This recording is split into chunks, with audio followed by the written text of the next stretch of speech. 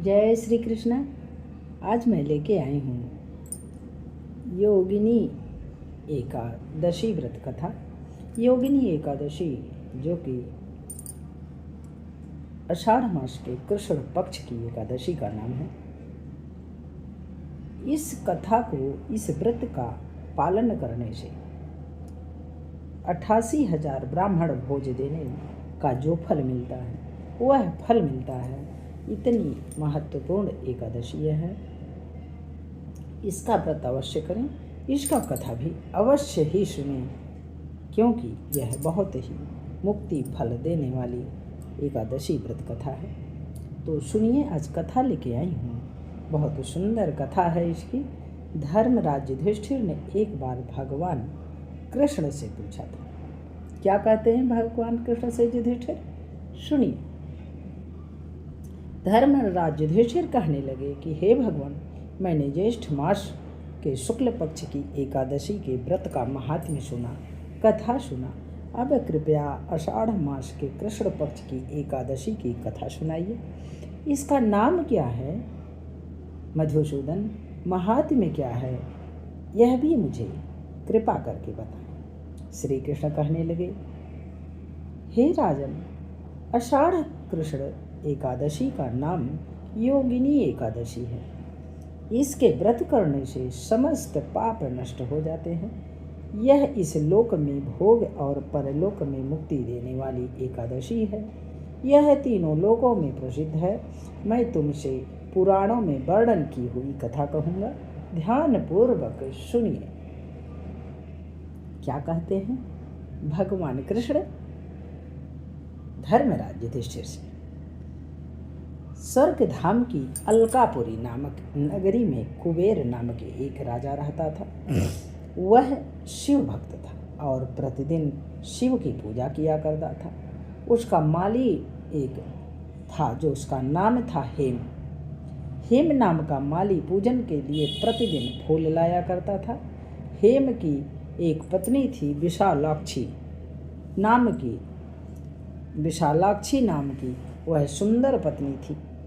एक दिन वह मानस सरोवर से पुष्प तो ले आया, लेकिन कामासक्त होने के कारण वह अपनी स्त्री से हास्य विनोद तथा रमण करने के लिए फूल अपने घर पर रखकर अपनी पत्नी में खो गया। वह यह भूल गया कि हमें फूल लेके जाना है राज दरबार। अपनी ड्यूटी से कैसे आदमी इतना विमुख हो सकता है? ऐसा नहीं करना चाहिए हेम को। इधर राजा उनकी दोपहर तक राह देखते रहे। जब हेम माली का पता नहीं लगा, राजा को बहुत ही दुख हुआ, बहुत ही क्रोध आया। राजा ने अंत में सेवकों को आज्ञा दी कि तुम जा करके माली के न आने का कारण पता करो, क्योंकि वह अभी तक पुष्प लेकर नहीं आया है। सेवकों ने कहा, महाराज, वह पापी है, अति कामी है, अपनी स्त्री के साथ हास्य विनोद और रमण कर रहा होगा। यह सुनकर कुबेर ने क्रोधित होकर उसे बुलाया, क्योंकि वह हेम नाम का माली जो था वह अपनी पत्नी को में इतना अनुरक्त था कि वह सब काम भूल जाता था। उसके यौवन और सुंदरता का वह दीवाना था। हेम माली राजा के भय से कांपता हुआ उपस्थित हुआ। राजा कुबेर ने क्रोध में आकर कहा, हे पापी नीच कामी, तूने मेरे परम पूजनीय ईश्वरों के ईश्वर श्री शिव जी महाराज, हमारे महादेव भूत भावन सरकार का अनादर किया है। इसलिए मैं तुझे श्राप देता हूँ कि तू स्त्री का वियोग सहेगा और मृत्यु लोक में जाकर कोढ़ी होगा। कुबेर के शाप से हेम माली का स्वर्ग से पतन हो जाता है और वह उसी क्षण पृथ्वी पर गिर गया। भूतल पर आते ही उसके शरीर में श्वेत कोढ़ हो गया। उसकी स्त्री भी उसी समय अंतर्ध्यान हो गई। मृत्युलोक में आकर माली ने महान दुख भोगे। भयानक जंगल में जाकर बिना अन्न जल के भटकता रहा। अब उसको इतना दुख था कि रात्रि को निद्रा भी नहीं आती थी। अपने कष्ट को भोगता हुआ वह एक एक क्षण बहुत ही दुख से व्यतीत करता था। अब उसके सामने कोई ऐसा मार्ग नहीं था कि वो निकल सके उस दुख से, और वह परेशान दुखी हो करके भटक रहा था इधर उधर। किंतु एक बात थी कि उसके पुण्य से कुछ पुण्य भी किया था उस जन्म में, कि उसे अपने पिछले जन्म की सारी बातें स्मृति का ज्ञान था, ध्यान था कि मैंने क्या गलती किया, क्या भोग किया, क्या राज किया। सारी व्यवस्थाएं उसे स्मरण थी शिव जी की पूजा के प्रभाव से, क्योंकि शिव जी का वो भक्त भी हुआ करता था।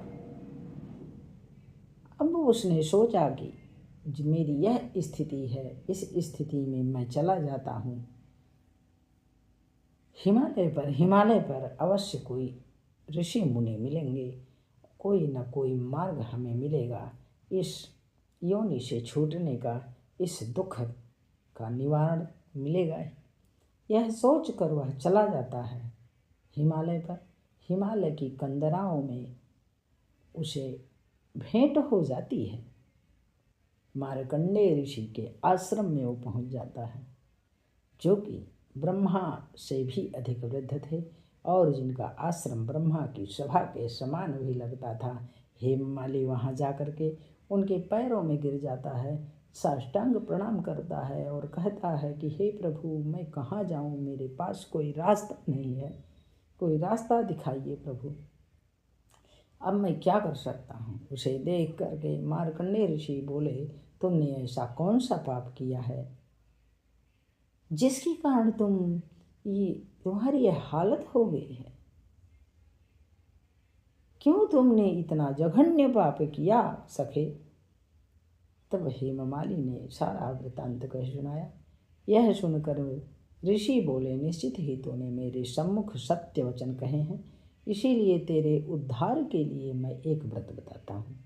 यदि तू आषाढ़ मास के कृष्ण पक्ष की योगिनी नामक एकादशी का व्रत विधि पूर्वक करेगा तो तेरे सारे पाप नष्ट हो जाएंगे। यह सुनकर हेममाली ने अत्यंत प्रसन्न होकर मुनि को साष्टांग प्रणाम किया। मुनि ने उसे स्नेह से उसके साथ उठा लिया। हेममाली ने मुनि के कथनानुसार विधि पूर्वक योगिनी एकादशी का व्रत किया। इस व्रत के प्रभाव से अपने पुराने स्वरूप में आकर वह अपनी स्त्री के साथ सुखपूर्वक रहने लगा। विष्णु भगवान की कृपा हो गई और उसका सारा पाप नष्ट हो गया। तो इस प्रकार अगर आप इस योगिनी एकादशी का व्रत पालन करते हैं तो हेममाली के तरीके से सारे पाप नष्ट हो जाएंगे और आपकी मनोकामनाएं पूर्ण होंगी। इस जन्म में आप सभी भोगों को भोग करके और परम मोक्ष के आप अधिकारी होंगे। यह व्रत सबको करना चाहिए और कथा अवश्य सुनिए, जिससे आपकी सभी मनोकामनाएं पूर्ण हों। तो यहीं पे कथा समाप्त करती हूँ। जय श्री कृष्ण, जय श्री कृष्ण। श्री कृष्ण गोविंद हरे मुरारे, हे नाथ नारायण वासुदेवा। श्री कृष्ण गोविंद हरे मुरारे, हे नाथ नारायण वासुदेवा।